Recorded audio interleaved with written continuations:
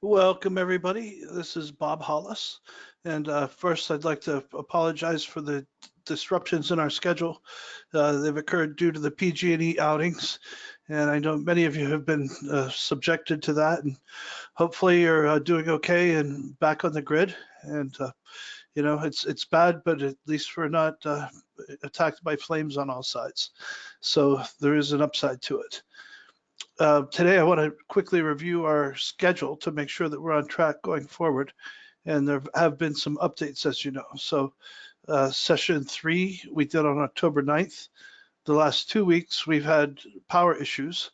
And in fact, I just got my power back on today after a week of no power at all. Session 4 then is tonight. Session 5 will be November 13th, as next week I'm speaking at a forum in Southern California. Session 6, November 20th. Session 7, the 27th. Session 8, December 4th. And then our final Q&A session on December 11th. So if anybody has questions or anything, or if you're in a different place than where we are with the classes, feel free to get in touch with me. And again, we're getting most of our work done scheduling one-on-one time. And so that's been the most useful, I think, with everybody. And we'll keep doing that. I've also been contacted by some people today saying that they're unable to attend. So that's not a problem. You can watch the recording and again, schedule one-on-one time and we'll get you up to speed and moving forward based on where you are right now. So tonight's session is on theme design and implementation. So I've got a number of resources to show you. We don't have enough time to dig deeply into all of them, but we do have time to at least get started and introduce you to the concepts.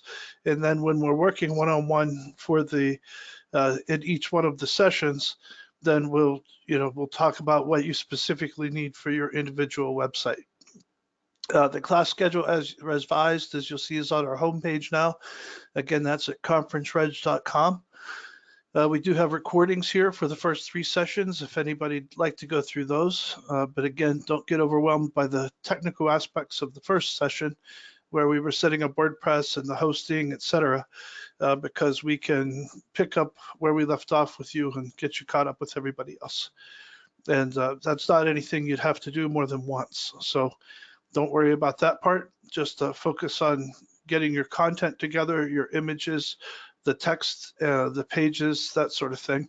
And we'll talk about that in more specific detail as we go forward today.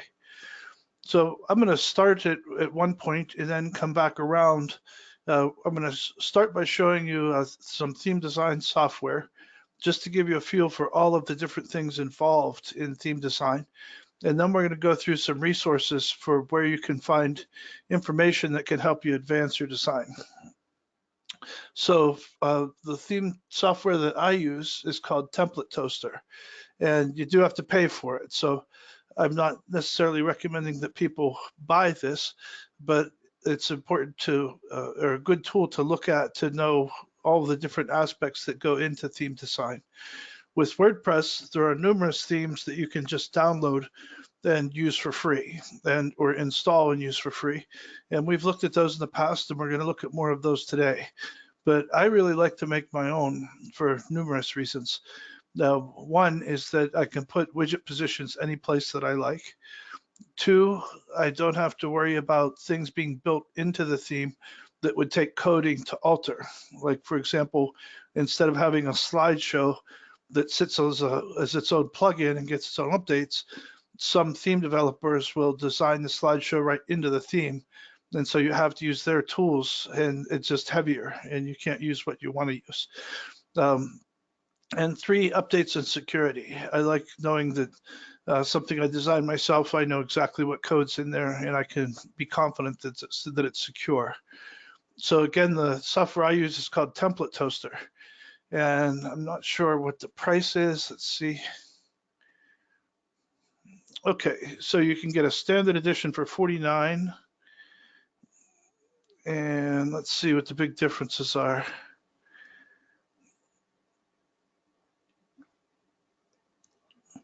Okay. Okay, so it looks like most of these are things that are just extra features within the design. With something else that I'm going to be showing you a little later, you can probably get away with the standard edition because we're going to be using a page builder to um, to complete the pages. And with just a basic design, you can do whatever you'd like with that. Let me see, custom module widgets. This is pretty valuable though. However, again, you might not need it. It depends on what your design is going to look like and how you want to implement different things. So we'll get to that after we go through things today. We'll come back to this. But this is the website for the software, but I want to show you how the software works, mostly to talk about all the different elements that are involved. Okay, so I just opened Template Toaster. It sits on my PC hard drive. It's not a cloud-based platform.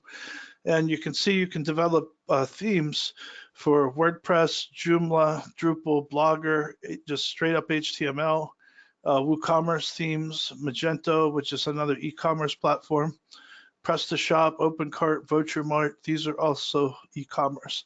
So we're obviously working with WordPress. So I'm just going to start as if I'm working on a brand new theme from scratch from start.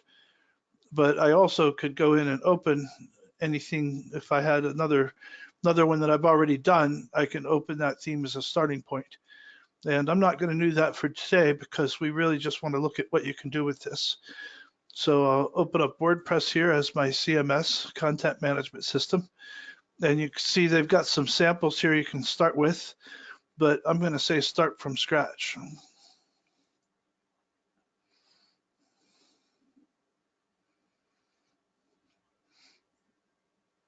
And it takes a minute or two to load.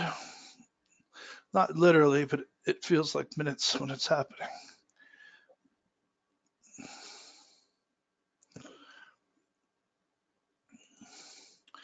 Okay, now you usually would want to start with a style guide when you're doing design. And when I talk about a style guide, it's mostly color and typography. And so for color, you want to pick a color scheme, and you can pick different preset combinations with Template Toaster to get started. You can see they've got quite a few of them, 100. You can also customize it yourself. I'm just going to randomly pick, let me see, I'll just go to number 50 just to take something right in the middle. 49, I tend to like blues better. All right, so I'm going to pick 49 as our color scheme. And usually, again, you can customize all these yourself, but this is just a starting point. And here you can pick different font combinations. So I'm going to go with, say, Tahoma, Geneva, and Poly. And again, this is just an example. I actually tend to use Open Sans more, and I really love Helvetica, which is a lot of people do. For a lot of designers and typesetters, that's their favorite font. But we'll start with this. You can set your standard font size. I tend to go with something bigger. And you can set line height. And here we'll go with 1.5.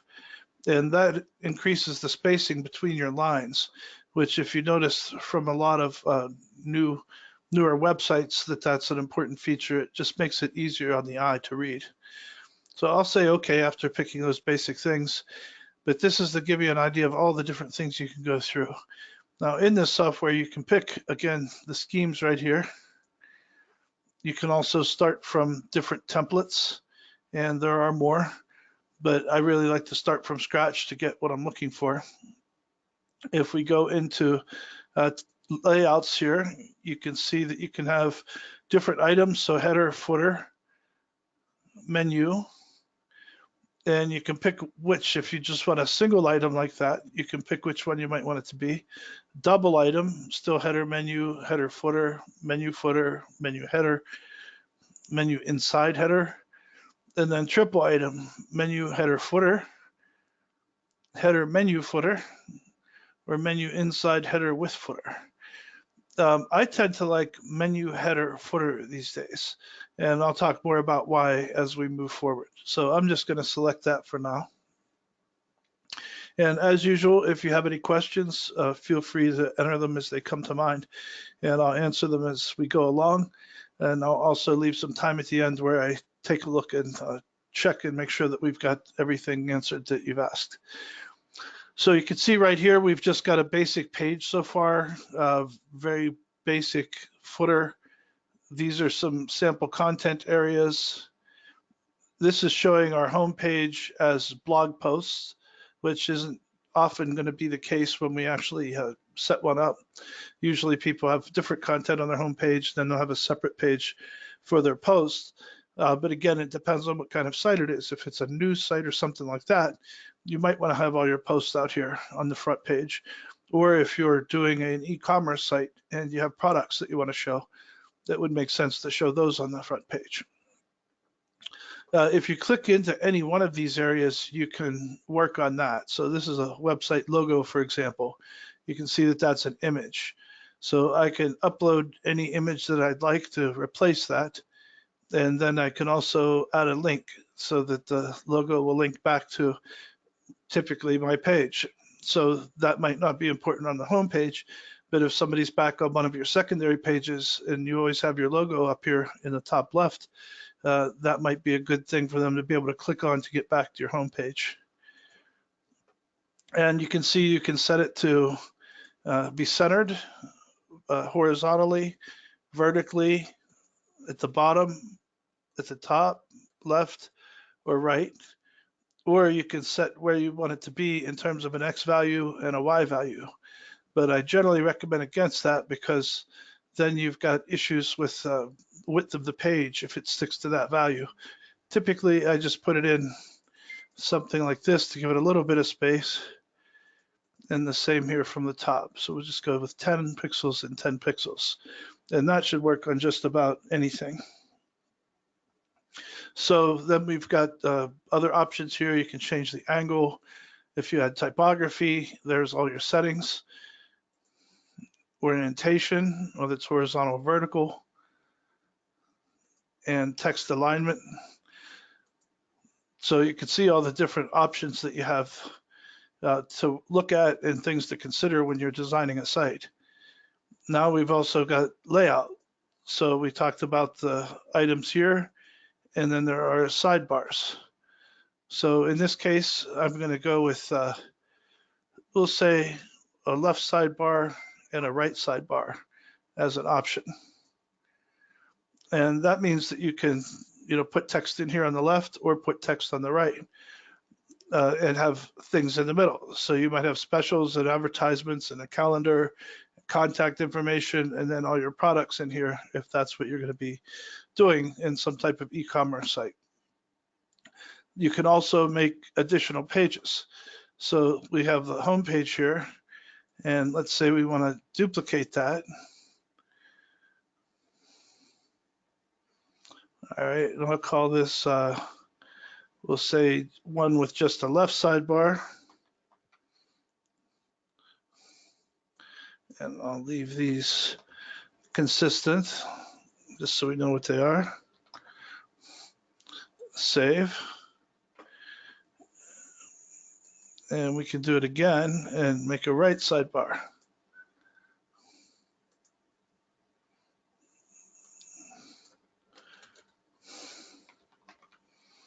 Now, when we apply this, you'll see that we're able to then decide on any page whether we want right, left, both, or in this case, I'm going to do one that's none. So let me clone this one as well. Oops.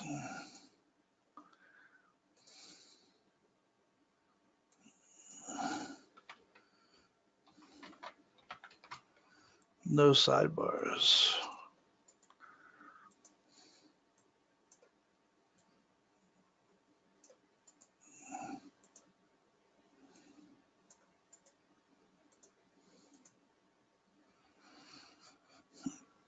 Okay, so now here I'm going to go in and say no sidebars. That's what that was supposed to be. I'll go back to this one, and we're going to have a right sidebar only. So under sidebars, I'm going to say right sidebar. Here we're going to have a left sidebar only. Oh, there we go. Okay, and our home again has both sidebars. Okay, so that gives us multiple layout options. And you can talk about whether you want things to be fixed or scroll. You can add video and things into the theme, but again, I like to add those things on my own as independent items. You can also customize the scroll button down here. I'm just going to randomly pick something here, not really paying much attention to a color scheme at this point. And then here's the container. So again, you can control layout, whether it's fixed or fluid. So fixed would be a specific width. Fluid would be adapting to the screen size at all times. And then you can say what you want that width to be. And I'm just going to go with the basics here for now, then stick to what those options are. You can set margins. You can see there's a margin there. Usually you want to keep your real estate. So I'm going to say 0 margin at the top. And then you can go into different aspects of things as well. So here's our header. And one of the things we might want to do is change the width to full width. So that way you're getting that full page look, but you're still containing your content within the page itself. And you can control, again, height, width, border, margin, texture effects. You can put images in it. You can create text areas or add videos, a title and slogan, your logo, which we already have done, social media icons, and you can put any icons that you want in here and then have them linked back to wherever you'd like them to go. So we don't have time to get into each one of these details, but those are the types of things you can pay attention to when thinking about your header. Slideshow we're not going to use because, again, I like to use an independent plugin for slideshows. Menu, you can do the same thing. So if we have a full width header, we would probably want a full width menu as well, or make it completely transparent or match the color of the header. For now, I'll go ahead and make it full width. Okay, and you can see it's putting the pages in here as I've added them. We'll show you how that works when we log in on the back end.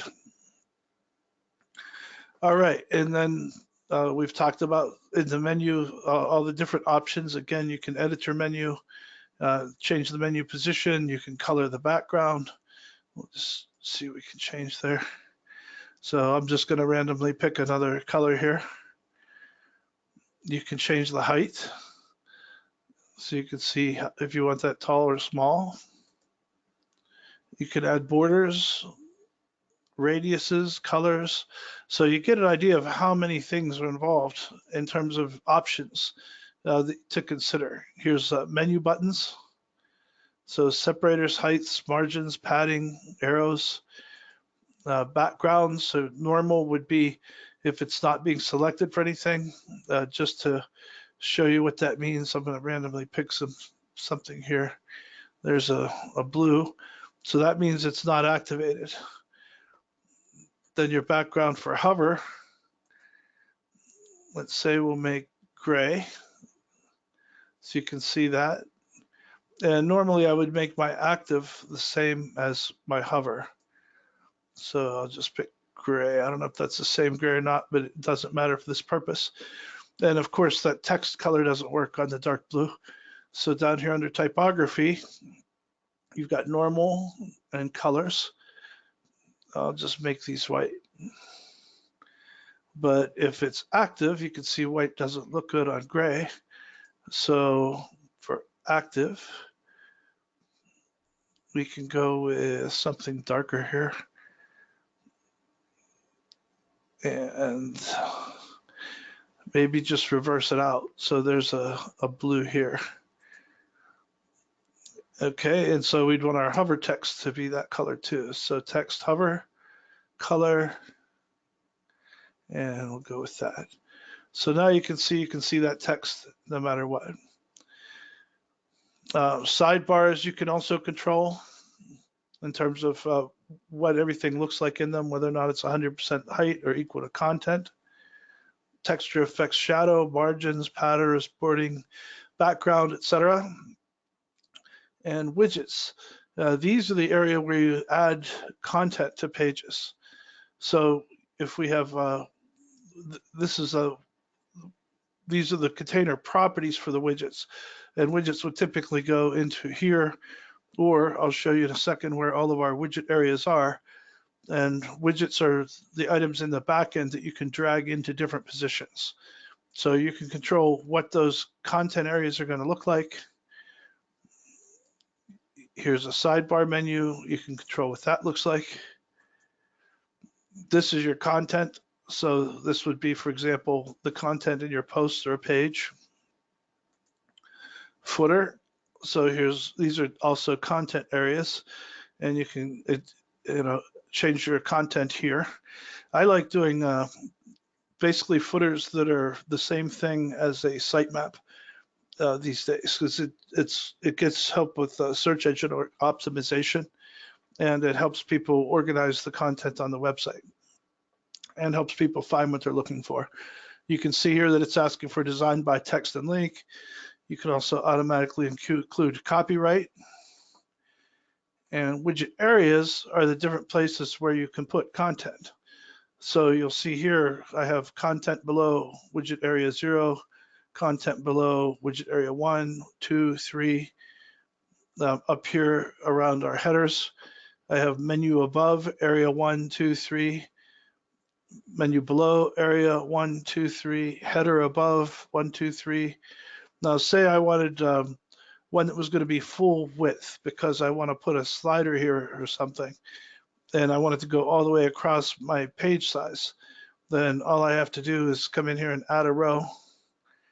I can say below header and only one column, and I'll call it full width slider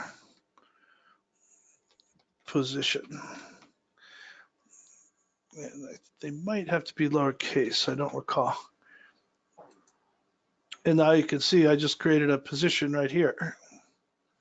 I probably wouldn't really want that there based on all of these others, but it's fine for our demonstration purposes. And then once you have the widget in, you can actually draw widgets into any position that you want, widget locations. And then here are elements. These are all our buttons. So if we were to scroll down or go to a page that has buttons on it, let's say here, this should have some. Okay, so you can see here our headings and our buttons. So you have 6 headings, and you can control color, size, and font for all of these, as well as paragraph text and button types. So again, I'm not going to dig into all these right now, but you can pick any one. As you can see here, go into elements, here's button, then you can do background, borders, typography, anything else that you want there. So you can see if I were to change that color, the button type changes over here as I roll around here.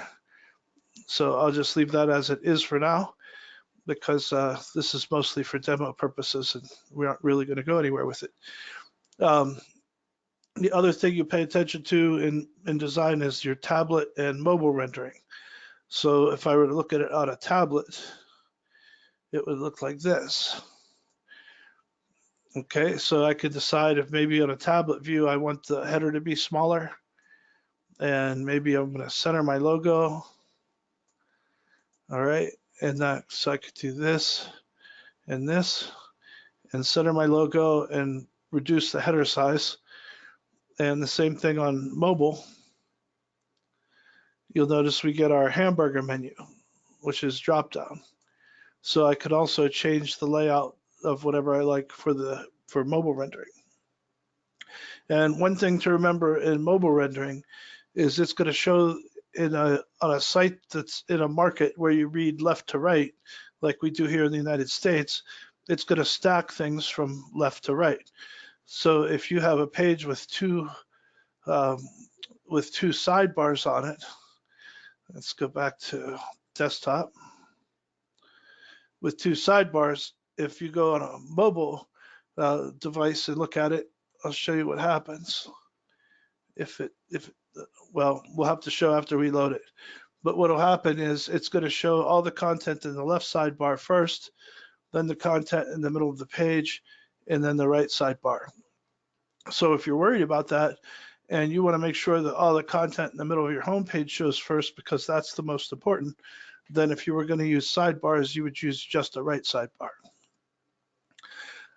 Okay, so I would never use a theme that looks like this. I don't like the colors. We don't have any nice images in there or anything yet, but for our purposes, it's fine. We're just demonstrating how you would use software like this. And then we're going to look at some other things that will show you that you barely need any type of software, including this, to do your own design using some page builders that we're going to look at today. So I'm going to go ahead and name this. I'll say File, Save As. I'm just going to call this Class Demo version 1.0. And it's a template toaster file. I'll save it here on my desktop to make it easy to find.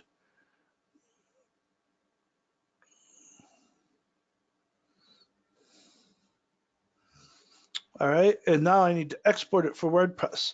Now you'll see here, and this is important because I get a lot of questions about somebody will show me a website and they'll say, oh, I saw this website, I really like it, but I don't think it's built in WordPress, so I probably can't make a site that looks like that in WordPress, can I? And that's just not the case. To demonstrate that, you'll see that when I go to export, I could export this same exact theme. Well, this is actually to view it, but when I go to export, there are options to do it as Joomla, Drupal, all those other straight up HTML, which will work with anything, as you can see. In this case, when I go to save it, I'm going to not include the content, but if I wanted to, I could build the whole site out right here and then export it with the content. I'd rather export just the framework and then add the content to it. So I'm going to export that for now.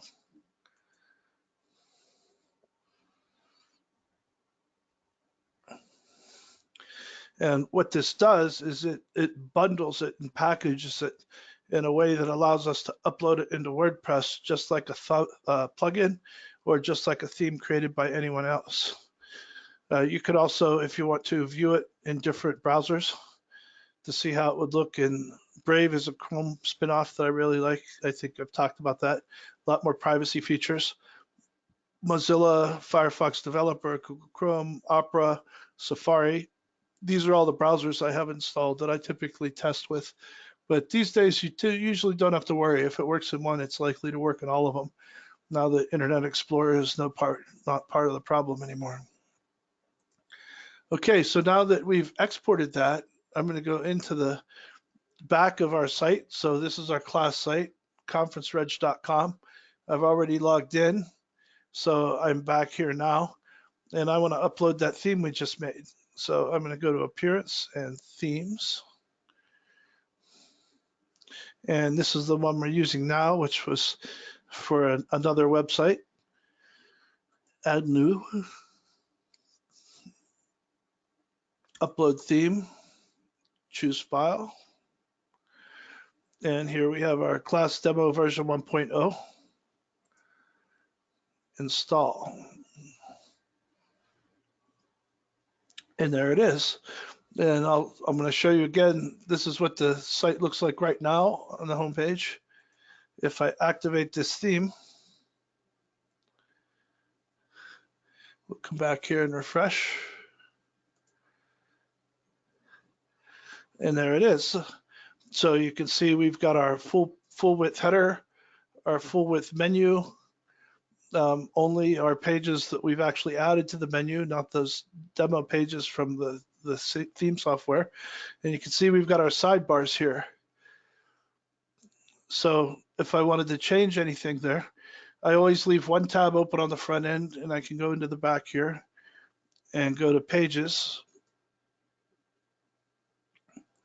And here's our home page.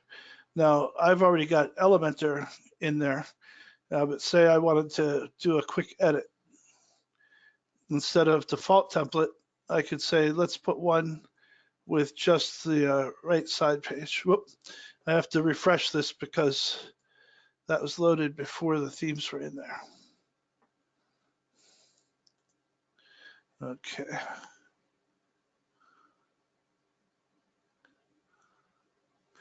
For some reason, that's not showing that one yet. Let's go back into full edit. Go down here. Well, this is odd. For some reason, it's not showing my theme features. What it should show is the options that we were looking at with the page left, page right sidebars.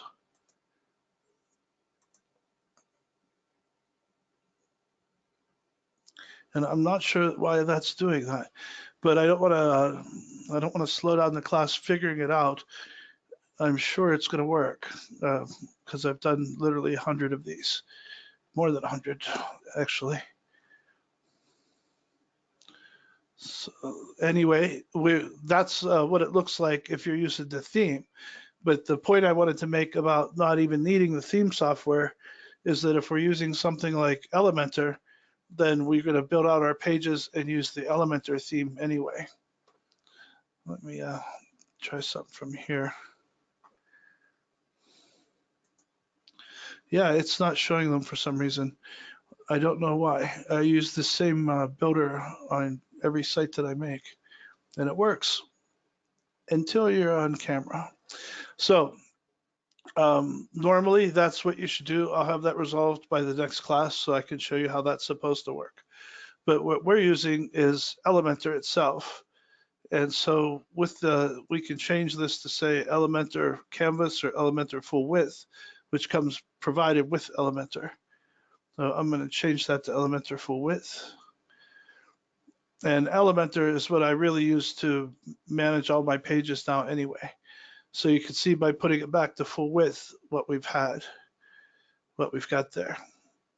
And I'll show you how to do Elementor in just a little while. So we're going to spend the first part of the class looking at all these different resources that go into design. And then the second part of the class, we're going to start editing pages with the Elementor page builder so you can see how that works. But one of the most important things about design is legal compliance. So if I went into here, say, for example, Section 508 accessibility. Section 508 is a government guide that talks about how to make sites accessible for people that might have disabilities. So particularly screen readers or vision issues are often what's encountered. So they handle things like, well, you can see what it's all about. What is Section 508? All Section 508 standards, web-based internet and intranet information and applications, software. So just about anything you're doing digitally can be affected by Section 508. And in that code, it talks about the different things that you should do to make your website compliant. You can also come back and use this tool, achecker.ca, and you can put in an address and see what it says about that.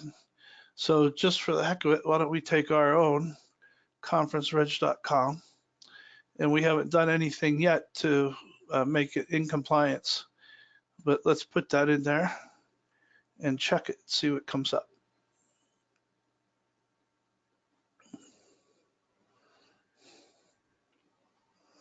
Congratulations, no known problems. So here's a couple likely problems, and this is the standard that it's assessing at. Let's look at likely problems. Element may be misused, could be a header. Okay, and that's not true. That's a heading, so that's fine. And here we just have strong marks, which means bold. And I don't know that we have anything bolded other than this. So that's fine. That's just a suggestion. Potential problems. Alt text is empty, and image may be decorative. So what they're talking about here is if you have images, you should put in your alt text, and that way a screen reader can read them. And I'm not going to go through each of these, but as you see, it'll go through and tell you whether or not it thinks you might have something missing, or if it should have an image. So image may contain text with poor contrast. That's certainly not true here. But there are also contrast meters. So you can put in your text in your background and it'll give you a number that's a score that tells you whether or not your contrast is high enough. You also want to make sure that you're in GDPR compliance. GDPR started in Europe, the General Data Protection Regulation. However, the United States is largely seeming to adopt it as well. And it even applies to US websites that are doing business or visited by people in the EU. So it's better to just stay in compliance and not worry about whether or not you need to be, because it's not that hard to do and it's the right thing to do anyway. So it talks about how to get into compliance, and it's all really about managing data. They want to know what data you collect, what you do with it, who you give it to. And then people have rights around their data, like being able to remove it from the website if they'd like to. So places like Facebook and Google or others that collect your data should be providing ways for you to erase it should you decide to do so. And whether they're doing it or not doesn't mean that we shouldn't. So that's what GDPR is all about. And all these resources, again, will be in this. This video is being recorded, so this will be up on our website if you'd like to refer back to it. When you're building out a website and you don't have text yet, but you'd kind of like to know what to do as a placeholder text, people don't want to put in actual words because then somebody will read them. But if you just want to see a general look of what a page would look like, you can use lorem ipsum text. Lorem ipsum text has been around since the 1500s, and a lot of people in recent decades, even centuries, thought it was just gibberish, but it turns out that this famous first paragraph that is included as a lot of placeholder was written by Cicero in 45 BC. And so that's where this all came from. And now it's being used by printers, and it has been since the 1500s. But you can generate lorem ipsum text here just to have a placeholder while you're laying out your design. And you can see how I organize my folders. So for example, design, if you come in, I have everything categorized. So here are all my Adobe resources, color resources, CSS guide, different elements, fonts and pairings. I highly recommend a folder system like this because it makes it very easy to organize your life. And instead of just bookmarking things, you can drag those bookmarks into specific positions where they're the most useful. So here you can see all the different things that I have available as a resource whenever I'm working, and I can find them very quickly. I do the same with clients. These are all clients, and I can go in and see exactly what I'm supposed to be working on for each one of them. You know, just about anything I organize in these folders. And one of them is this guide from Adobe for user experience and research. So there's a lot to that. There's a lot to user experience, and that'll make a big difference in how frequently people visit your site and what they do when they get there. So we don't need to get into the advanced stages of this topic, which really does get advanced. My daughter has a PhD in human computer interaction and is currently a UX researcher for Adobe. And that's the type of work where you go out and you're testing and building and prototyping and designing. But you can get a lot of that from your own site or looking at other sites that you think work well and kind of replicating their processes and looks. When you're looking for colors, Adobe also supplies a great tool called the color.adobe.com, which is the Adobe color wheel. And this came from a tool that was called Kuler, K-U-L-E-R, that was just created by somebody who did a lot of design and wanted a tool available that they could use whenever they're trying to figure out color patterns. And they didn't want to have to reinvent the wheel, so to speak, every time. So they would created this tool, and then Adobe bought it from them. And you can see you can use the color wheel, or you can even extract colors from an image. So you can drag and drop an image here, and then it'll pull in colors from that image and show you that scheme. So where that's helpful, and I don't think I have any images handy here other than my screen image, I guess, or I would go ahead and do an example of that, but you can have some fun with it and do that yourself. But you can start here. There are different types of color harmony rules, and this isn't something Adobe made up.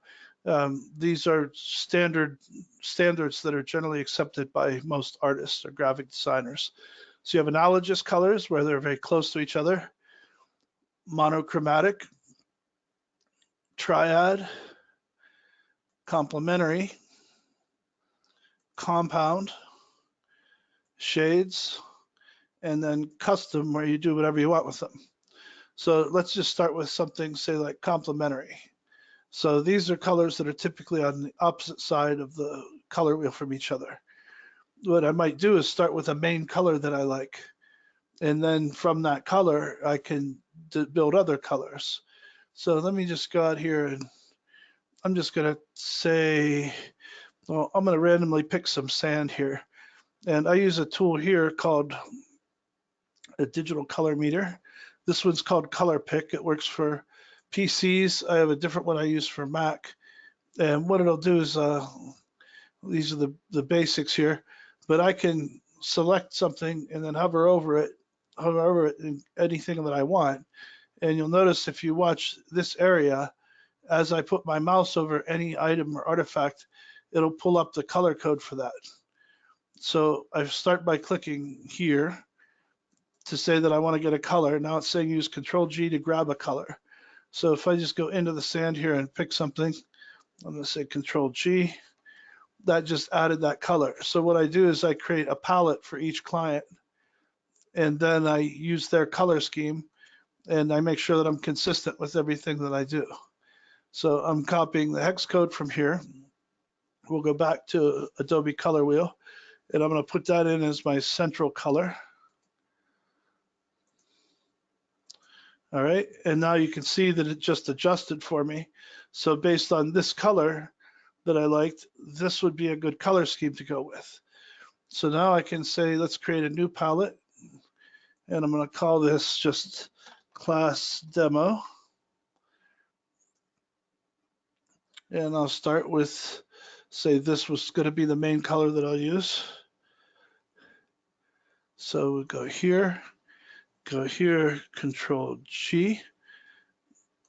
Now I can get my other colors.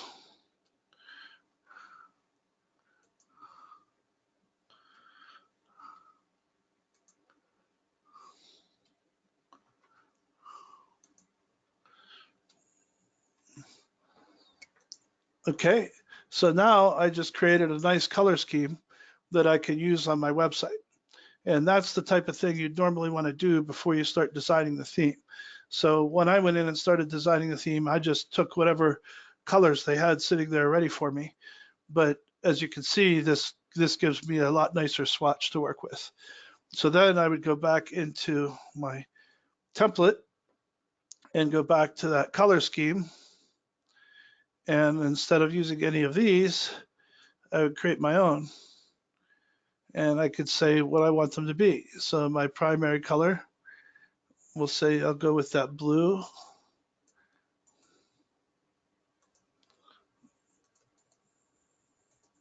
Oh, I should have named it class demo.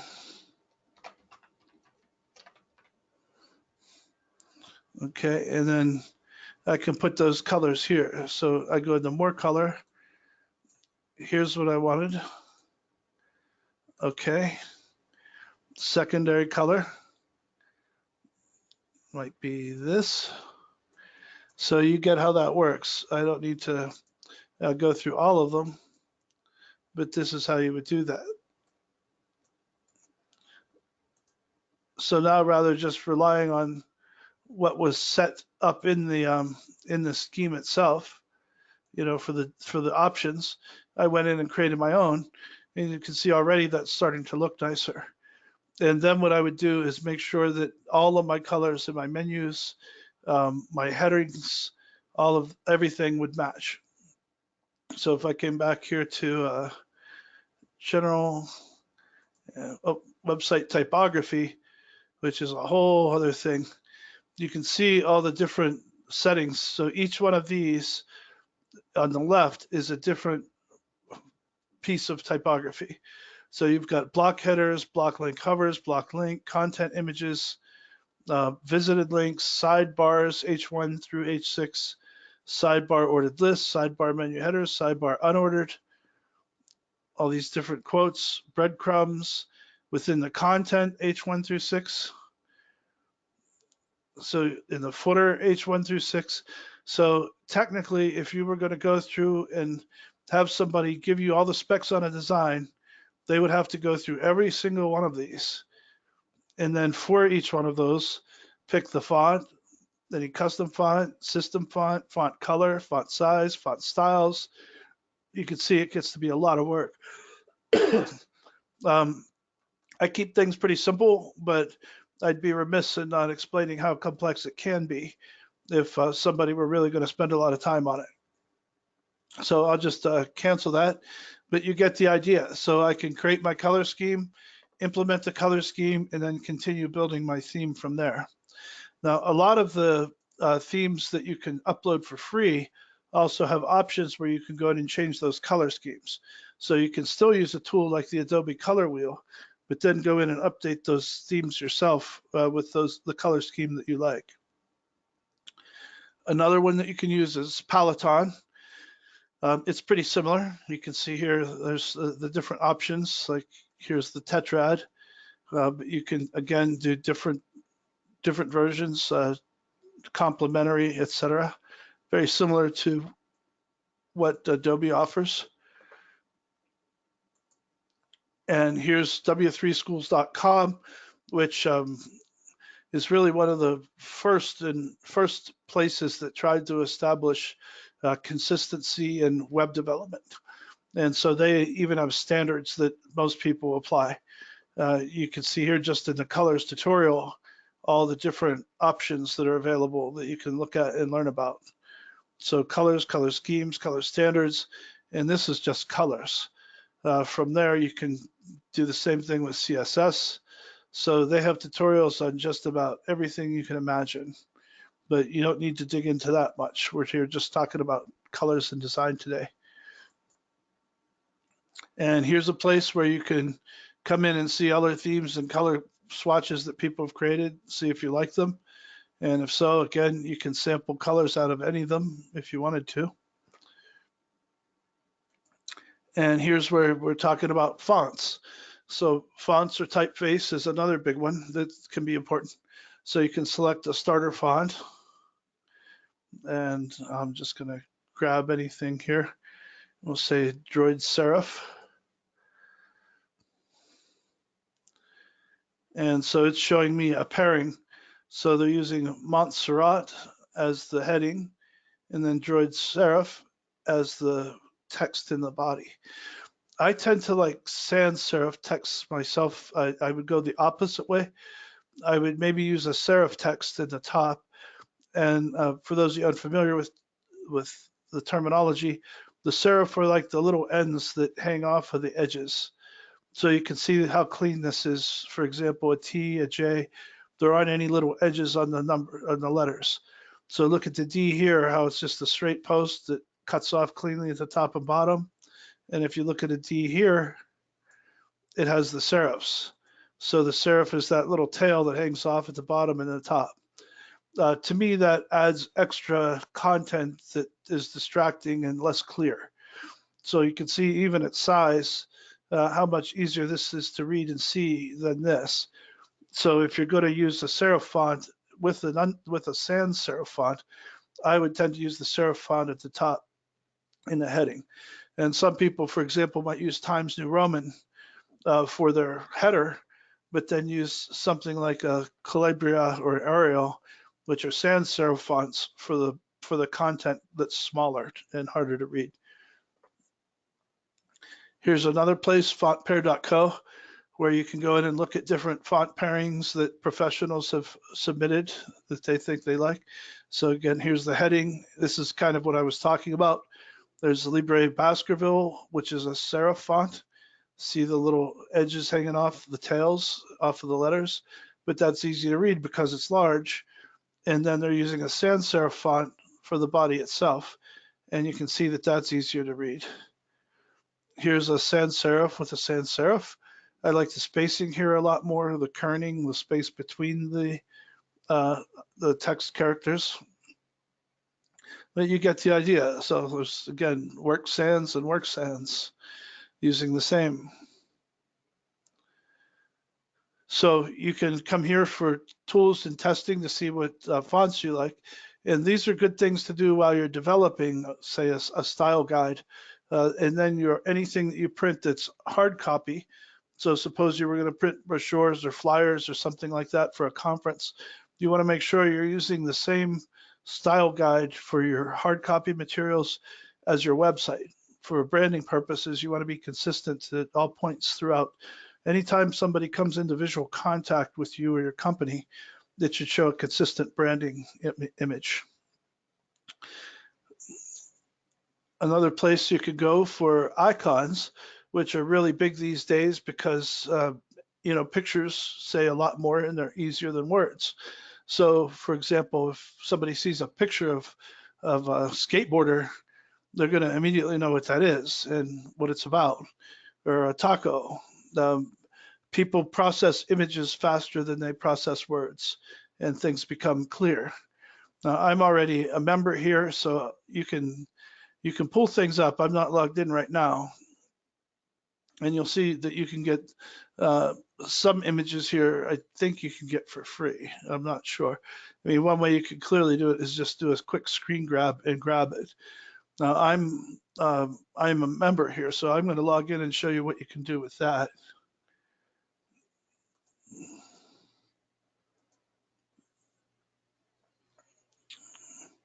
Okay, so now that I'm logged in, I have a lot more options here. So suppose I wanted to give that taco some color. And again, we had I'm just going to take this. And I don't know if I've ever seen a taco that color, but that's fine for our purposes. I can go in here and I can change the color. So we can go in and click here and instead add a custom color.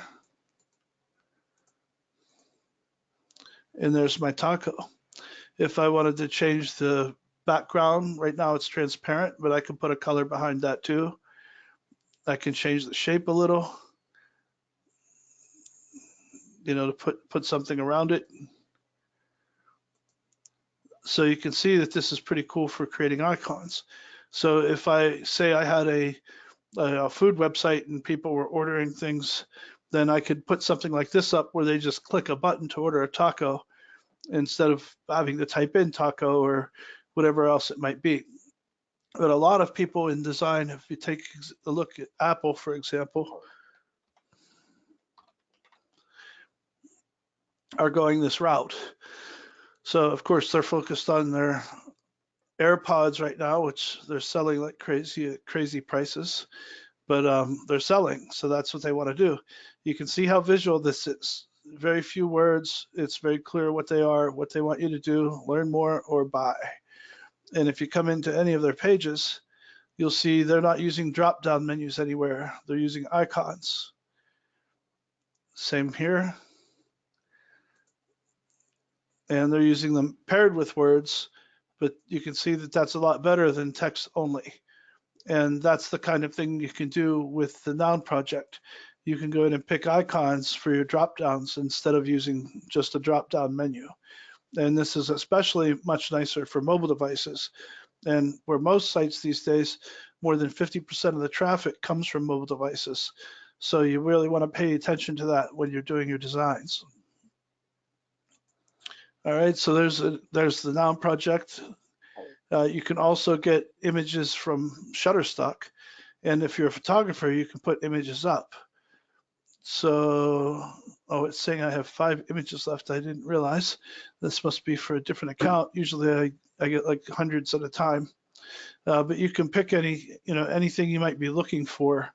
You can do a search on in here and then download that image and use it for your website.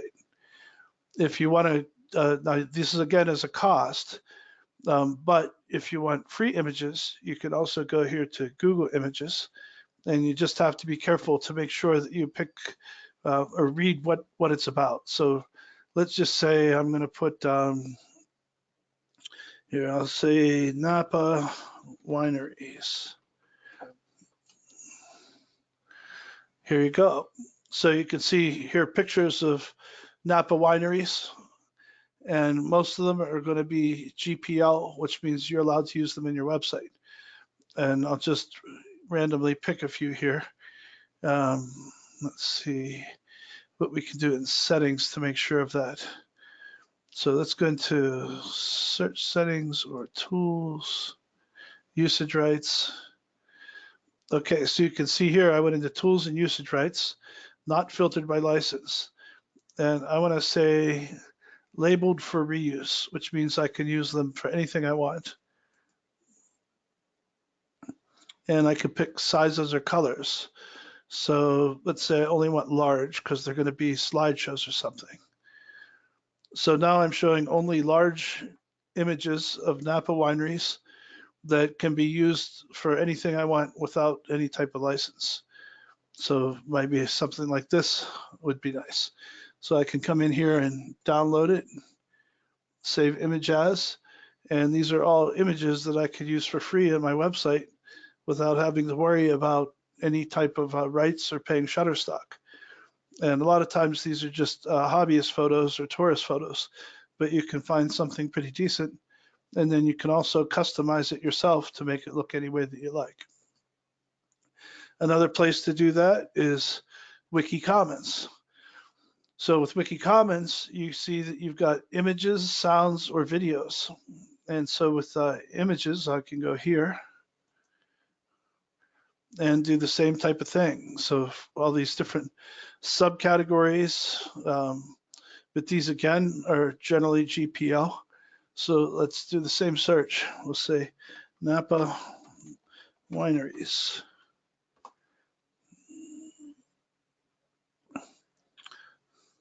So you can see all the different vineyards that come up. And let's just take a look at the first one here. You can see that's a large photo. And it gives you rights. So here you can download all sizes, use this file on the web, use this file on a wiki, email a link, information about reusing. So here they're just explaining that they don't own it. You do not need to obtain a specific statement of permission from the licensor unless of the content unless you wish to use the work under different terms than the license states. So some they just want to be attributed. Others they want a license to be identified, and others if you they're saying that you can modify it, but you have to keep them open source. So you couldn't take somebody's image from here and put it up on your website and then say nobody else can ever use that image again. So that you could say is a downside, but it's usually not really a problem. It's a lot cheaper than paying for Shutterstock. Here's an example of with the websites we're going to be building and looking at here in the second half of the class. We're going to be using Elementor as our page builder. And then we're going to talk about Slider Revolution to put individual slides. So what I'm showing you right now is Slider Revolution examples and some of the cool things that you can do without any coding at all. So I'll just randomly pick one up here to see what it does. So let's see what this one looks like. So you saw how all of that popped up at a different rate. Watch what happens when I refresh again. See how it came up? This came up first, then these and these. So it makes it look more alive. And this is called vertical parallax design. See how this is moving in the back and how interesting that makes the website look? So these are the types of features and functions and design elements that you can include in your website without having to know how to code at all. So it's pretty amazing the types of things that you can do. Let's pick another one here. Let's see, design text showcase slider. Let's see what this one's about. Again, you saw how those all came in. This one's a horizontal slider. Look how nice that is. So if I were selling products, notice it's just a few words and big graphics because words just don't cut it. The images are what attracts people's attention. So you can see that's a very nice slider. And this is just a slideshow that you can put in within Elementor to make a site do anything that you want it to do. Here are some general tools for user experience and user design. This happens to be from Google, Think with Google, where they talk about marketing and teach you what they've learned. All about brands and how to position yourself. That can be important if you're competing with other organizations. This is the 6 levels of UX design pyramid based on user needs. So these are experiences versus product features. So functional, reliable, usable, those are objective characteristics. Convenient, enjoyable, significant are subjective, but that's what the person experiences when they're on your site or using your tools or product. So you have to think about all of these when you're building out your pages. In terms of writing style, the source I like the most, and it's possibly because it was shoved down my throat in grad school at the University of Chicago, but it really does work. And that's the Chicago Manual of Style, which is considered the I don't want to say the Bible, but basically the authoritative source for writing is the Chicago Manual of Style. And it looks to me like, let me try something here. That might be somebody who just set up some keywords to look like they're the Chicago Manual of Style. So every student, when they start grad school at the University of Chicago, is suggested that they take this class.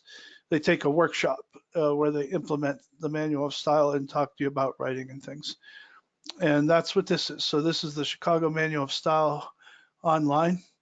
So if you ever have questions about the proper use of a word or structure of a sentence or something along those lines, this is the place to go to get the answer to that question. This is another great design tool or resource, material.io/design.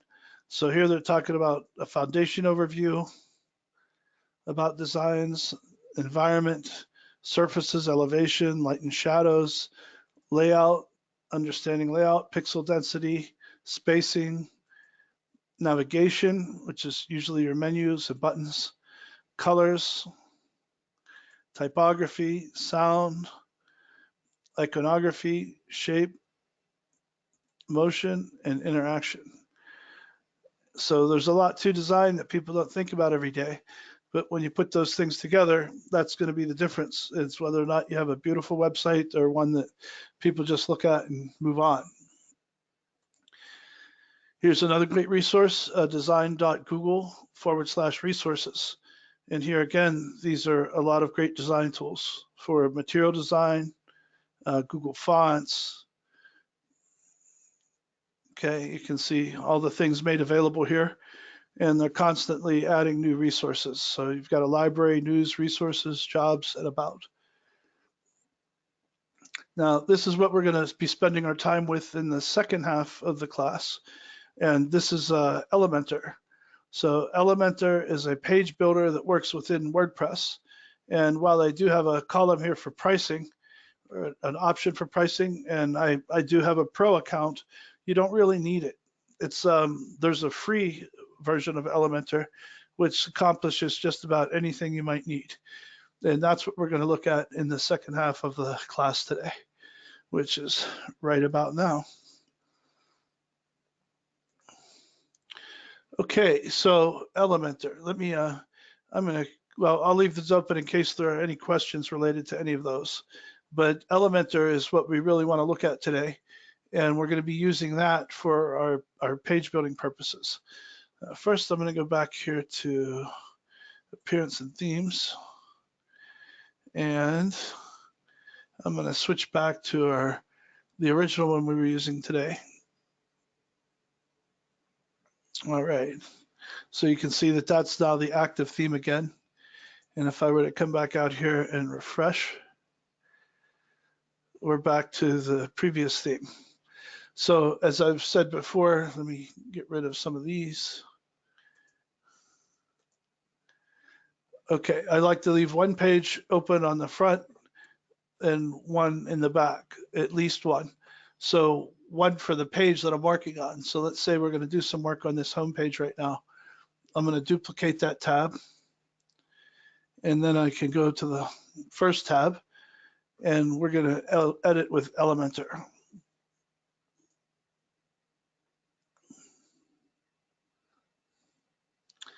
So I'm going to show you, this is Elementor, but to put it in contrast, I'm going to show you what a page looks like that's not using Elementor. So we'll go back here and I'm going to go to pages.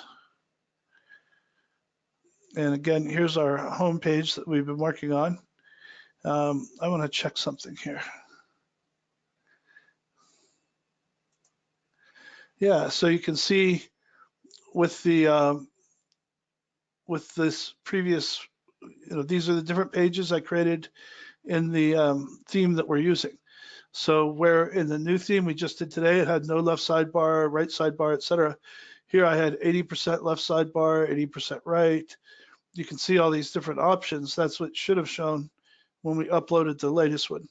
I'm sure it's something small, but I don't want to waste time looking around for it. What I like to use, even though these are available, is the Elementor canvas or Elementor full width. So for now, excuse me one second.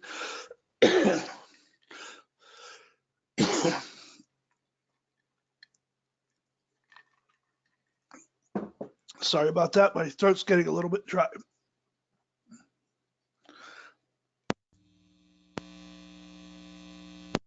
Okay, so with this one, I'm using Elementor full width. One second, I need to take a drink here.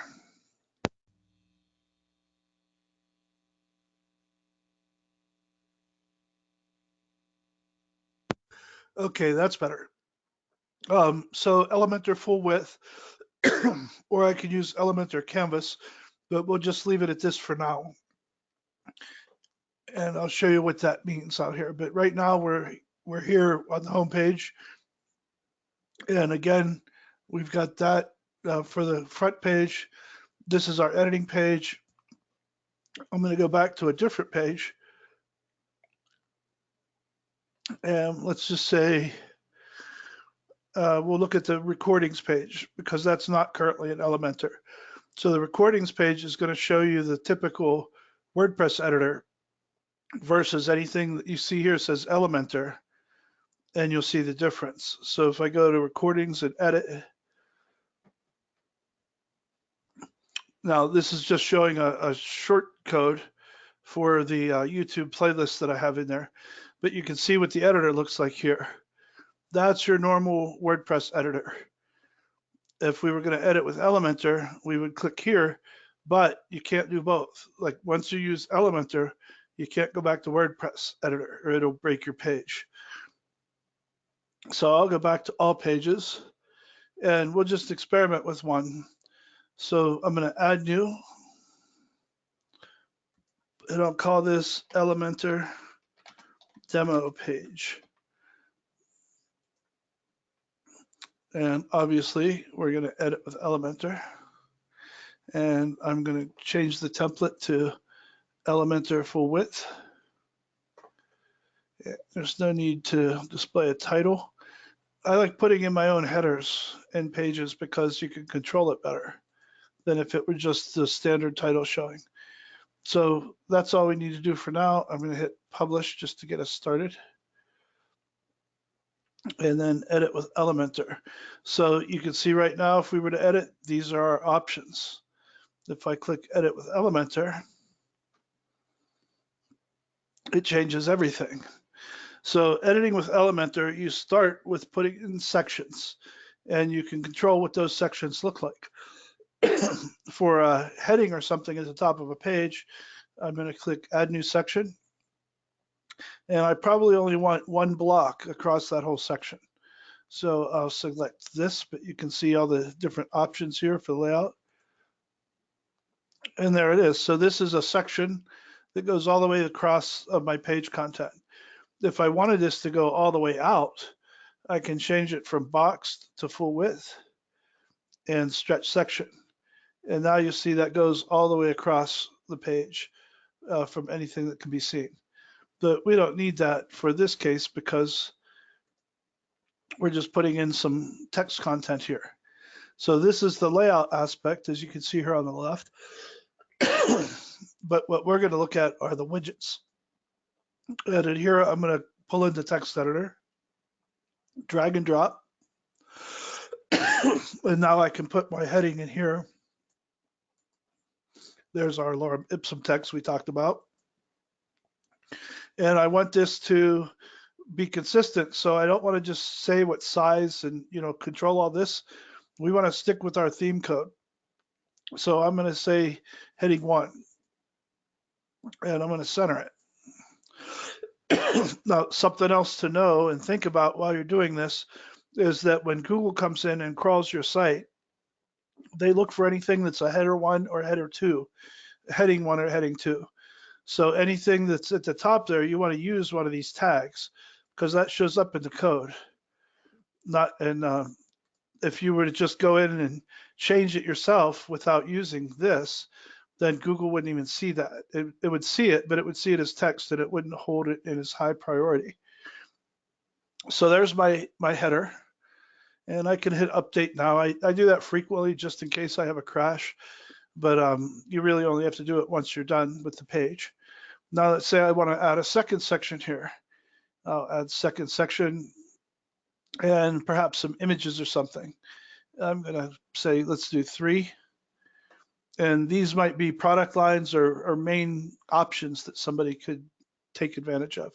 So now that I've got my a section with 3 columns, I can go back here and put whatever I want in each of those columns. So you can see all the different options, intersection, heading. Now I like using text editor instead of a lot of these other ones. So here's the image, for example, and here's heading, and here's text editor. Just for the heck of it, I'm going to show you what the differences are between these 3. So first I'll put a heading widget here.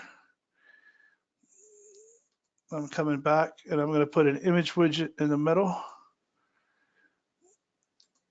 and text editor on the right. So here's my heading. If I come in, you can see what I can do. That's pretty much it. So I can add my text here. We'll just do the same one. Why not? Whoops. Okay. All right, I'll do it from here. Copy. Now I'm going back here. So I'm going to put this in as my header. Now it's showing H2 instead of H1, but we'll just make it H1 to be consistent and center. But that's it, right? Now I can put my link there, but that's pretty much all I can do with that block. A couple style things and some, advanced here things. But other than that, what does this do that this doesn't? So I could do that same thing here, but I have all these other options available. I can also add media, add a form, add a YouTube video, all the same style options, advanced options. So why would I use a header image or the header widget when I can use the text widget and do the exact same thing plus more? Same thing here. Here's the middle one that's an image. So it's choose image, alignment, caption, and link. That's it. Those are the options I get. Then there's some couple style things here and margins and padding. But why would I use this for an image if I can come here and do the same thing, only instead of text, I can pull that text out, then say add media, put in any image that I might want to, and again, do the same thing. I can put whatever I want in there. So with the editor, the text editor, you can do anything that any of these other ones can. So I tend to use that more than others. All right, let's add another section and look at what some of these other things can do. So I'll add we did 3. Why don't we go with, here's an example of where you can do 2 narrow columns and a wider column. So you might have an image here with some descriptive text or a quote, and then full text here, depending on what you're working on.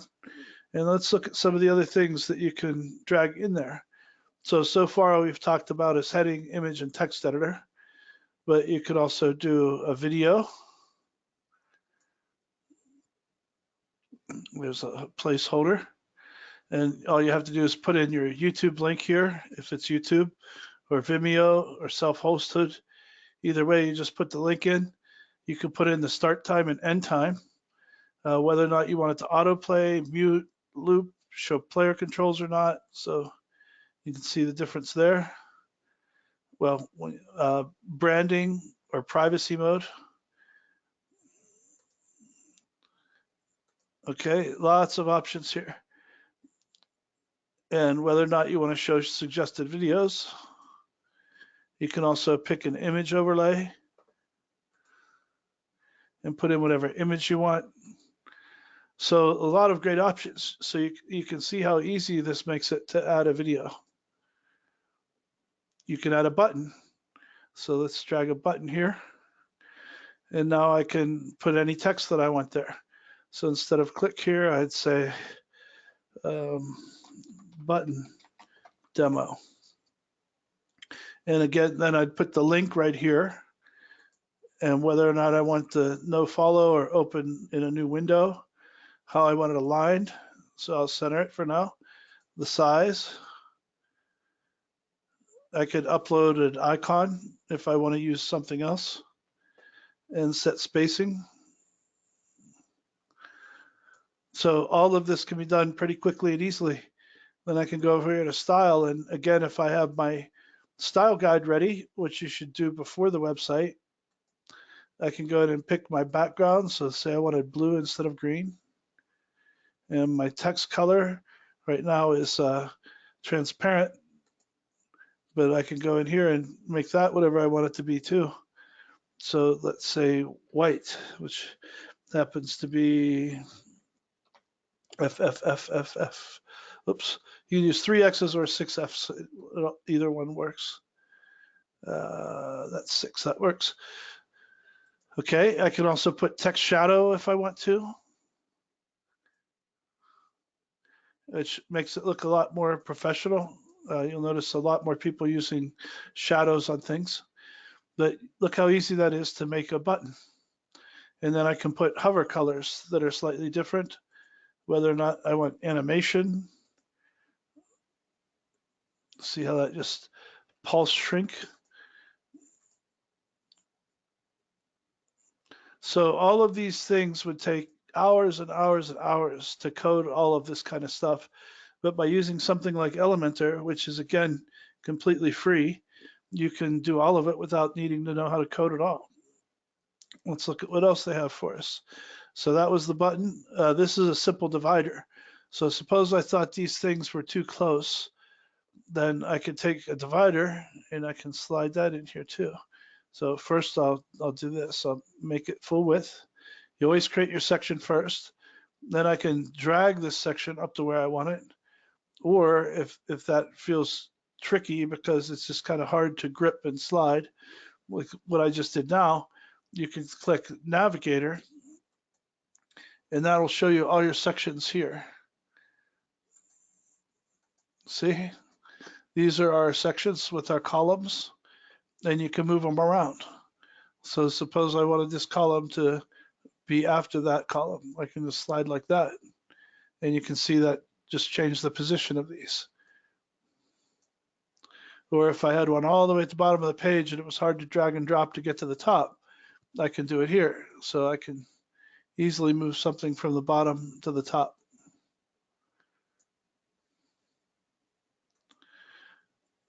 All right, now we still had this third section here. Well, we looked at divider. That's what this is. That gave us some space. Well, that was the section. Now we'll drag divider in. And there's our divider. It's just a dividing line. Let's create another one here. And we'll go with 4. Why not? Which I wouldn't really stack something like this. It's usually wide, a couple wide. Break it up a little bit. This would be too busy, probably, depending on the content with the way this is all laid out right now. But you can see how easy this makes everything. And it makes your page layout look very nice. And it's very good for when we say responsive. What that means is it responds to the mobile devices that people might be visiting the site with.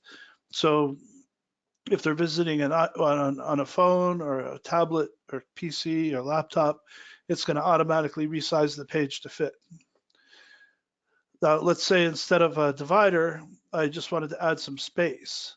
So like these 4 here, the section looks like it's a bit too close to this section.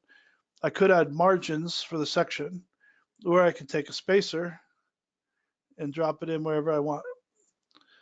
So especially if it's even within these. So say, for example, here, let's see what I can do with that. There we go. So suppose I wanted these 3 to all be centered horizontally all the way across, but they're different sizes. So they're not going to just fit the box and be lined up automatically, but I'd like them to be.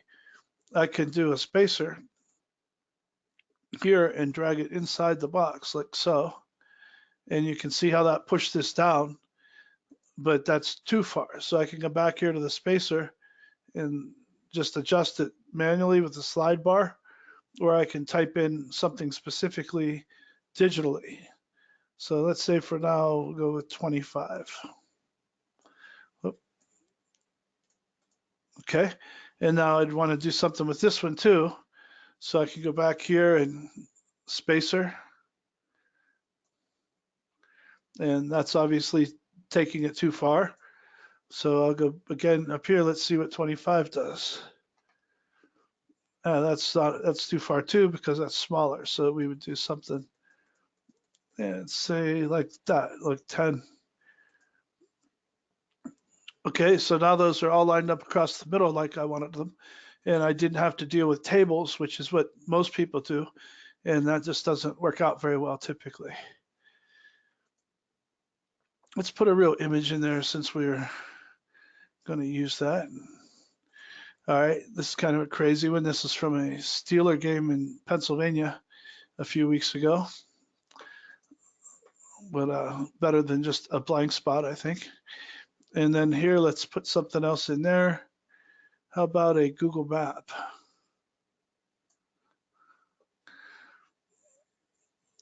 So let's say that we want to, for our location, we'll say Sacramento.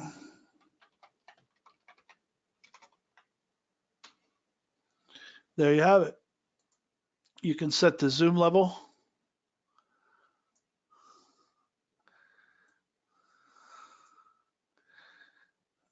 All right. So that made life easy. You can set height.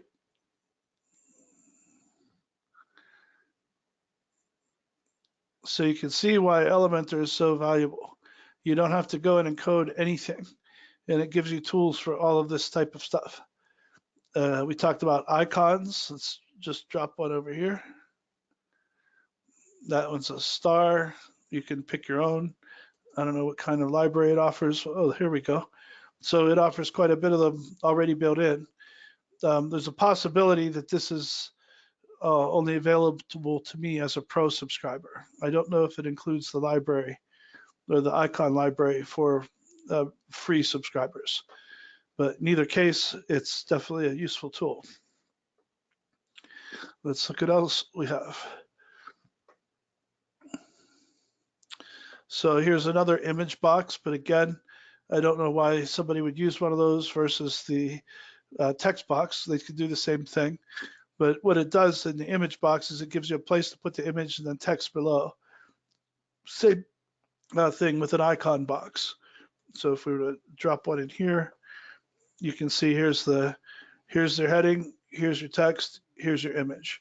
So you put in the image, put in the title, put in the text, and the link, position, etc. So that does make things pretty simple, but there's nothing here that you can't do in the standard text editor either. And then if we do an icon box, it's going to be the same kind of thing. Okay, we just change the icon. Star rating, that's pretty straightforward. So rating scale of 0 to 5. So somebody can come in here and give you a review.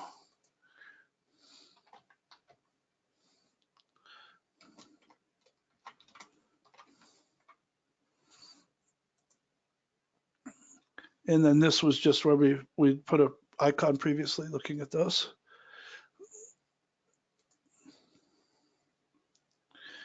You could do an image carousel, a gallery, icon list. So let's take a look at, say, a gallery. I'm just putting a full row in here. And then we'll go back here with gallery. And I can choose how many columns, where to link, whether it's an attachment page or none, or back to the media file. I can choose how many columns I want, what size images I want. And then of course you have to select your images. Now the problem is I have just 3 images in here, but let's take a look and see what it does with them.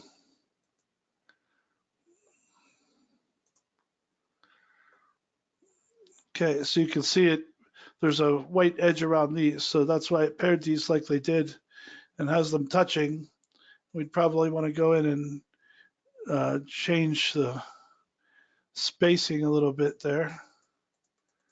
So there's padding and margin. I don't like how they're touching on the edge like that, but I'd have to look into what to do to fix that. That's just the way they have it right now. It'd probably be in custom positioning or something. Okay. Yeah, that's for responsiveness. You don't want to lose that. And then if it's too big of an image and you think that it might take too long to load on a desktop or a phone or something, you can say hide it on a tablet, hide it on a mobile device, and that way you're not loading a lot of things that take up time.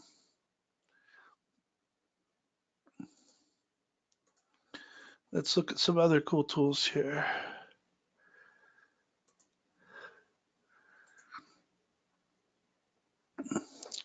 All right, so image carousel, we talked about, but we have it shown. So that would be the same type of thing, except your images would rotate through. So let's drag one into here. And again, you can put any images that you want in there. I'll pick these same 3, just, oh, we'll say 2. This one's going to be way too small, but why not? We're just experimenting here. So you can see here that these would rotate through like a carousel.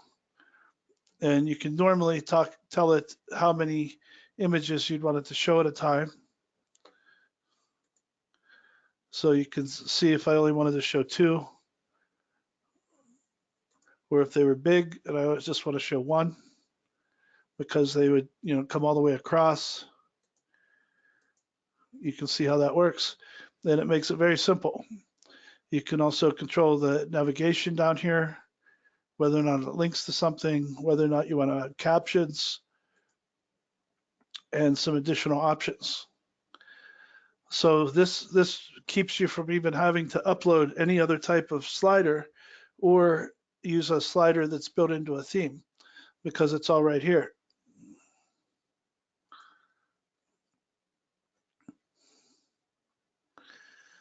All right, any questions so far? Seeing none, moving on. So this will give you a feel for all the different things you can do. There's an icon list. So say you had a list of products or something like that, you can do that. So here's list item 1, item 2, item 3. And you see how these have different icons right now. This, suppose you had a menu and it was an online food ordering site. That could be a taco icon, a hamburger icon, and hot dog icon, or whatever else was representing whatever items you were selling. And then that would go here.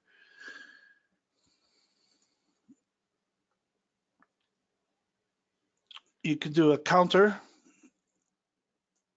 which is just what you'd think it is.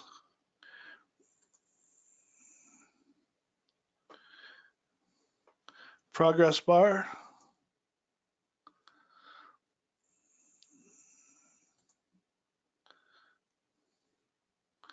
Testimonial. So this gives you a feel for all the amazing things you can do with Elementor.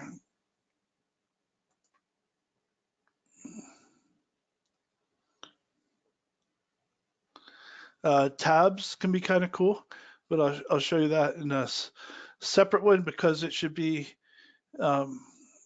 not one that's 6 wide. Let's put one in that's just all the way across. And now let's say I want to put tabs in there.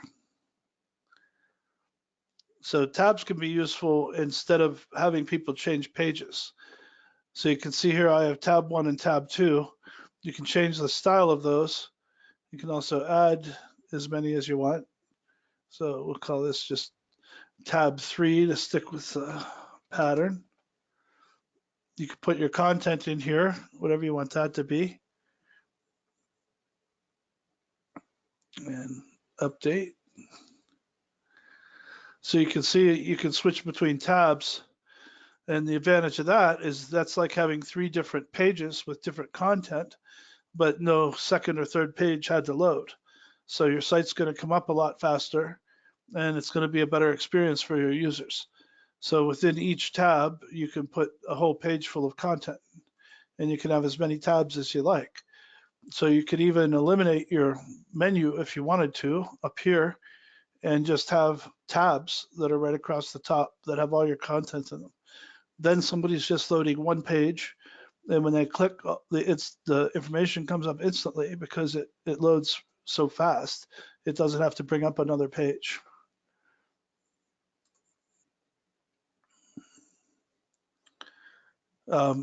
Toggle and accordion, same type of thing. So let's look at those.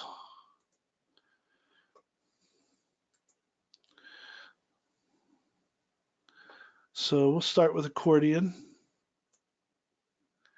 And you can see here, this would be like good for an FAQ type of page where you have the question and then below, when they open it up, you get the answer. So you say accordion 1 is here. And that's where you put the information that goes into accordion 1. Accordion 2 is there. So if you had FAQs like, you know, how do I order a taco after midnight? Or how do I get a job at your restaurant, or whatever it might be? You can have those questions here, and then they click to get the answers. You've probably seen those implemented on other websites and maybe wondered how they did it. And again, this would normally, if you hired a coder to just write the code to make all of this happen for you, it would cost a lot. We'll just leave it at that. But because of WordPress and the way it all works together, these are things that are included for free in the options for Elementor. Let's look at another one. So that was tabs, accordion. Toggle is basically the same thing, but we'll take a look so you can see the difference. So instead of working like that, it's just a toggle switch, but basically the same.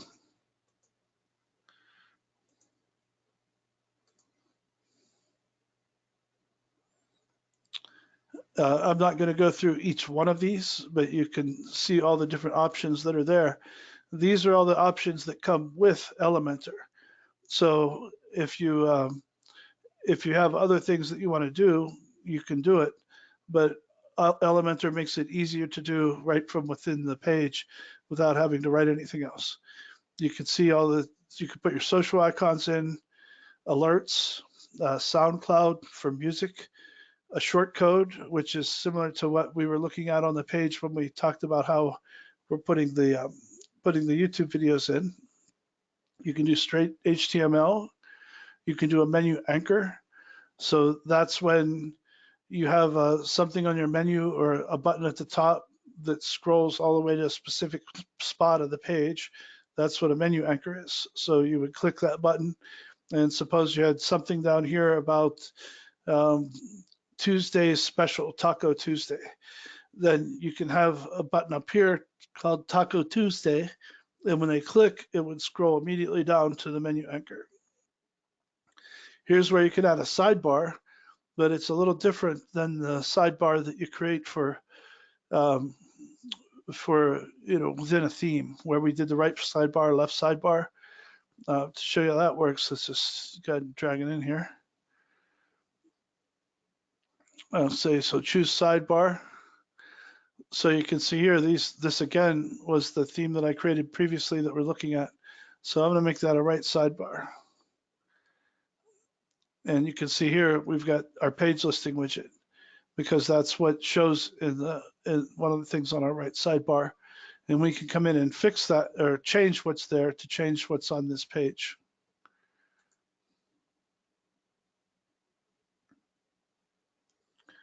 And then of course, read more button. I'm sure you know what that is, but if you don't want to show your whole posting, you can put part of your posting and then put read more, and that'll take you to that spot or open it all up for you. Now, these are all the things that come with Elementor. You still also have the built-in WordPress options. And they're saying get more with GoPro. So apparently I've not even set up the pro account for this. I have a pro account, but I haven't attached this site to it. So everything you're seeing here so far all comes free with the free version of Elementor. So these are all the different things from WordPress that you can drag in. So suppose you have pages, calendar, these are all widgets that are in WordPress right now. So you can drag any widget that you want into these pages anywhere. So let's say, for example, a tag cloud, or we already have a page listing widget here, which is what's in our right sidebar. Suppose we wanted to add a search field. There's a search button. Now, obviously, I wouldn't want to give it a full field like that most of the time, but just for demo purposes, that doesn't hurt. Then you can pick different pages to hide the widget on if you only want it to show on certain pages. So you can add the pages widget, which again gives you a list of all pages. A calendar widget, which I don't want people to get confused. Some people put that in and think that it's a calendar where people can go in and pick dates and that sort of thing. What that really is a calendar of your posts. So it'll show a calendar, and when somebody clicks on a specific date in the calendar, it'll show any posts that were made that day. Archives are a list of all your previous posts and pages. Audio is just what you'd think it would be. You can put in a sound file.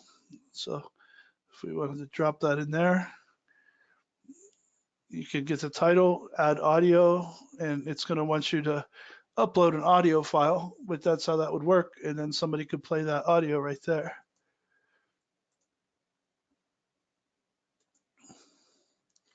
Going back down to WordPress, an image, as we already know, but I would tend to use the Elementor option for an image, a gallery, video, metadata, which is good for search engines. You generally aren't going to need it for much. It'll be built into your site anyway as you're creating content. Text we've talked about. You could show all your categories if you wanted to. And these are categories of posts that they're assigned to. So when you are creating posts in WordPress, you can create categories. And then when you create the post, you can assign the post to a specific category. and that's a good way to organize your information. Then you can show different categories of content on different pages. So suppose you had a physical fitness site, and you had a category for aerobic posts, posts related to aerobic activity, posts related to strength training, and posts related to diet, and posts related to sleep. You could create categories for aerobic, strength, diet, and sleep, and then have a different menu item that shows each of those categories, only that category content on that page. And then you can add your content and just assign it to a category, and it'll automatically go to the right page. You could also show just your most recent posts. You can show recent comments if you're allowing comments. You can create an RSS feed, and that allows you to feed in from your own site or from anybody else's RSS site. So, for example, I use RSS to collect information on particular subjects of study for a lot of my clients, and then it pulls that information right into their site every day. So they basically have a personal news sourcing page for themselves.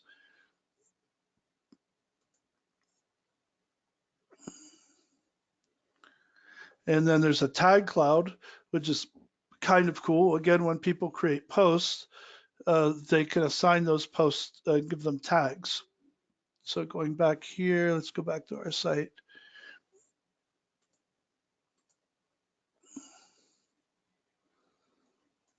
Exit the dashboard.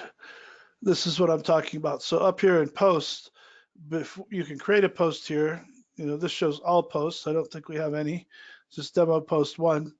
But normally what you do is you can go into categories and you can add new. So we have conference registration posts as a category, and then Monday, Tuesday as a category. So you could, I don't know why you would have days of the week as categories, but I'm sure there's some scenario, perhaps for posts related to what's going on at a conference on different days or something like that. And then you can also create tags, but other people can create tags as they're making a post. So the tag might be, tacos, taco trucks, fast food, whatever it might be. You can create as many tags as you like. And then when people are creating content, then you have thousands and thousands of posts, it'll show a tag cloud, which includes all of the words that are used the most on the site, or the tags that are used the most on the site. And it'll change the size of the wording based on how frequently it's used. And so you'll be able to see what content people are using the most or tagging the most, and you can click on any one of those tags to see what content has been assigned to those different tags. Custom HTML is just what you'd think it would be. So suppose you were doing something on a page and you wanted it to look the exact same way, or you found it easier to edit on a WordPress page and you wanted to put custom HTML in. What's kind of cool with that is that you can go back into any page. So let's go back to, this would be an easy place to start. So I'm going into pages, I'm just going to say add new. Now suppose I wanted to add something in HTML, but I don't know how to code. So how can I create HTML code without knowing how to code? Okay, so right now this is what's called WYSIWYG. What you see is what you get. Now let's say I wanted this to be just, I'm making some things up here, big, and I want this word to be in a different font, and I want this word to be blue. Let's find it, blue, I guess that's blue. Then I want this word to be red. Again, just, I would never suggest something like this. So suppose I wanted something to look exactly like this. And so I would need to know code to do that. And now suppose I want this to link to something here. HTML is going to link to something. And I don't know what yet, but let's just pick a page. How about Elementor demo page? So now I just created a link, right? And that's the color of links by default based on our CSS. So I just put all this in with the WYSIWYG editor, but they need code. They want code. So what I would do is I just go over here after I've created it in Visual. I can click text, and there's all my code. So I don't need to know how to write code. All I need to know is how to make it look like I want it to look. Then I can copy the code right out of here. And now I can go back to our Elementor page. And here we had custom HTML. I don't remember what we put there, so I'll just make another one. And I'm going to drag the custom HTML in there.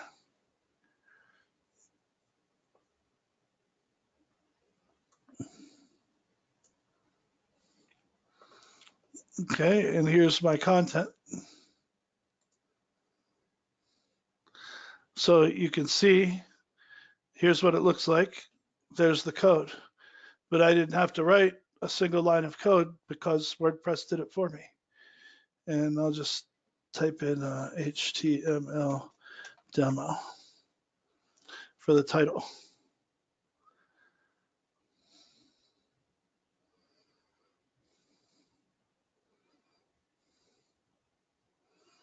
Okay, you saw our counters and things moving. And there it is. There's the title and there's the code. So WordPress, as you can see, makes everything pretty easy. You can do a form. I usually like using separate software for forms, but let's just take a look at what this looks like.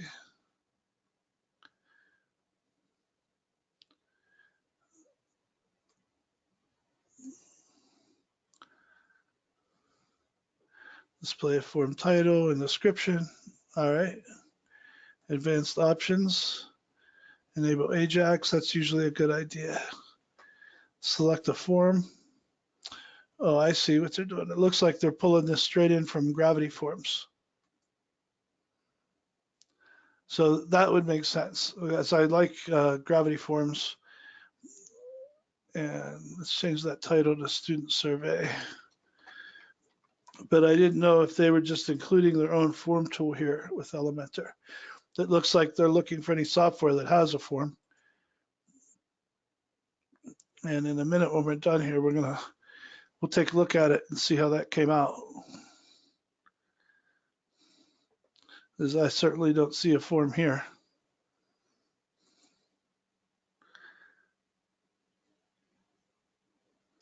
But we'll find out in a minute. Sometimes it just doesn't show you until you look at the front side of it.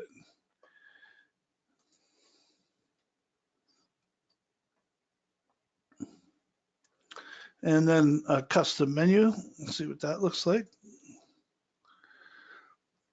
And here's where you can put any other menu in that you want. And look at the display. We'll just call this test menu. And you can pick any menu from your website. So you can see we already created a main menu that has these three on it. And there it is right there.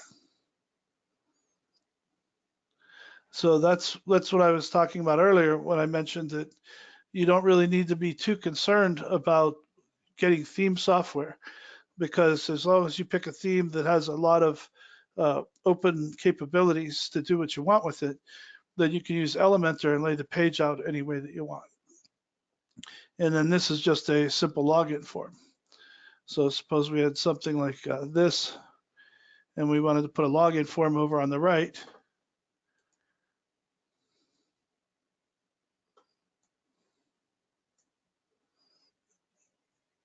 There you have it. So we can say login. Oops. So that's the title, and then you've got to log in and log out. Since we're already logged in, it's showing us a log out button. If we were to log out, which we will in a minute, it'll show a login button. So now we have all this mess on our page. Let's go take a look at and see what that looks like. So first I'm going to update to make sure I save my changes. That's why I do that frequently. There's nothing worse than leaving a page and forgetting to save all the work that you did. And then we can go back here. And again, you can view a page, but I like to have two tabs at the same time so I can work on it again easily. So I'm going to duplicate it. So here's the page we've been working on.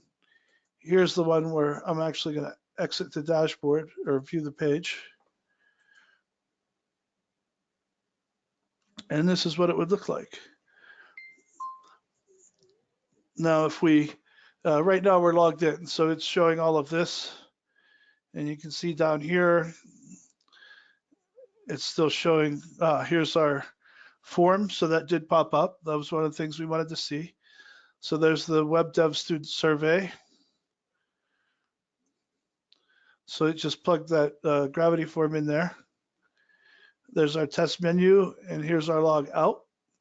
So I'm going to click that, and you'll notice all this will go away. So I don't remember what we called that page. Let's take a peek at that. Okay, I need to log back in to get to that page. Or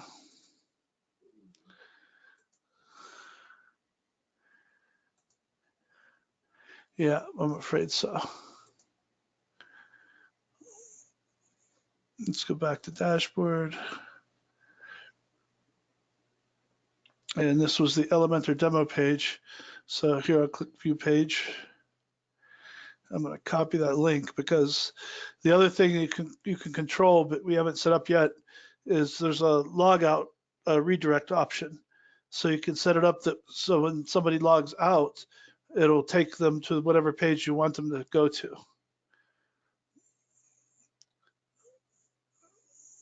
So here we have that. I'm going to click log out. You can see by default, it took me back to the home page, but I want to see that page that we've been working on and see what that would look like. So I'm just going to paste that back in, and here it is. So this is the page we just built together. Looks terrible on purpose because we just randomly threw things in there, but you get a feel for how much you can do with Elementor that doesn't take any type of programming skill. Now, the best way to do something like this is set up a page with the general layout the way that you want it to be. So in this case, we might want a title and then maybe a slider and then 3 images below that. And then what you can do, I'm going to need to log back in here, but that's all good. I'm going to show you how you can easily copy all this to another page without needing to recreate the whole thing, because you wouldn't want to have to do that for every page that you make, go through all those steps. And you want to make sure it's consistent, and you want to remember to keep everything the same size so it looks right. So what you'd want to do is, I'm going to save this because I am going to help them out. Let me make a copy of this. Okay, so now if I go back in here to pages, and let's say that I really liked the way this Elementor demo page worked out. I'll go back to edit with Elementor.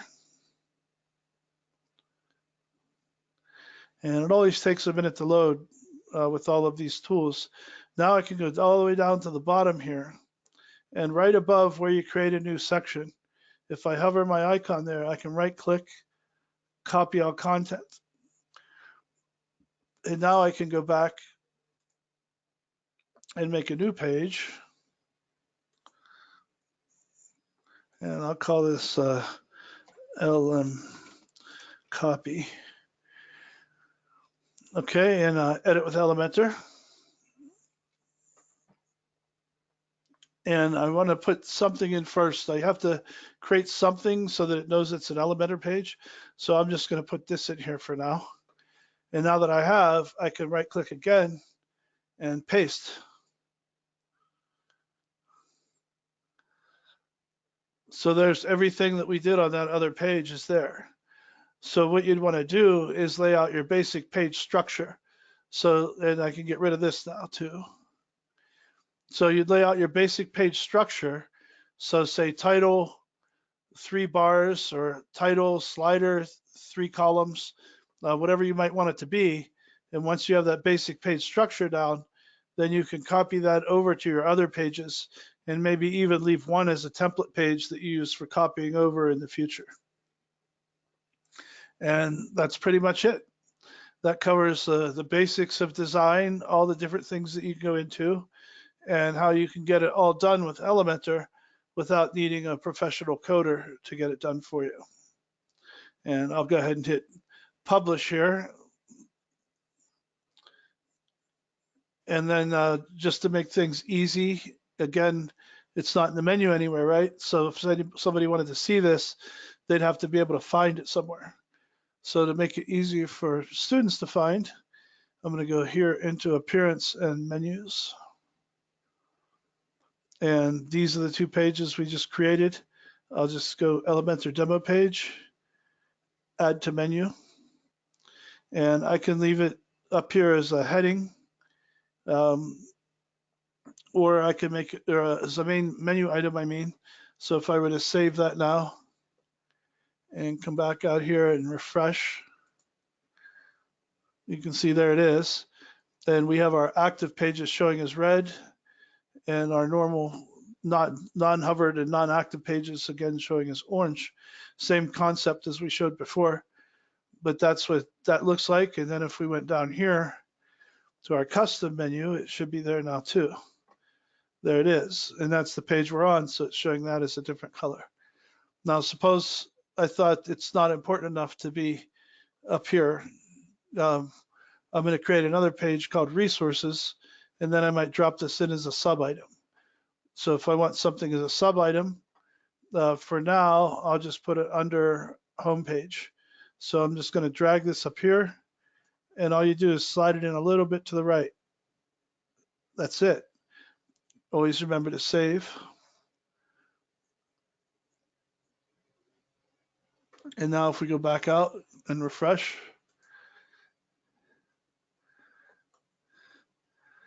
there it is, Elementor Demo Page. I don't like the colors on that submenu, but that's something that we can come back to and play around with as we're finishing up with design. So now if you have any questions, we're at about 3 minutes till, I think, or pretty close. If you have any questions, now would be the time to enter them. But otherwise, feel free to get in touch and schedule a personal session, and we'll take care of whatever your needs are.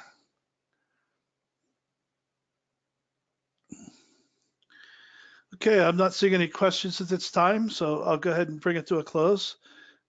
And I see a thank you there. Well, thank you, Trina, and I look forward to talking to you again soon. Your site's going to come along nicely. All right, thank you, everybody. Have a great night. And again, apologies for the power, but I'm here. We're surviving. We're not in a fire, so we should be grateful for what we've got. And if anybody else needs help with anything, again, contact me at any time, and we'll schedule a one-on-one go-to meeting and get you where you'd like to be. Thank you all. Have a great night. Bye-bye.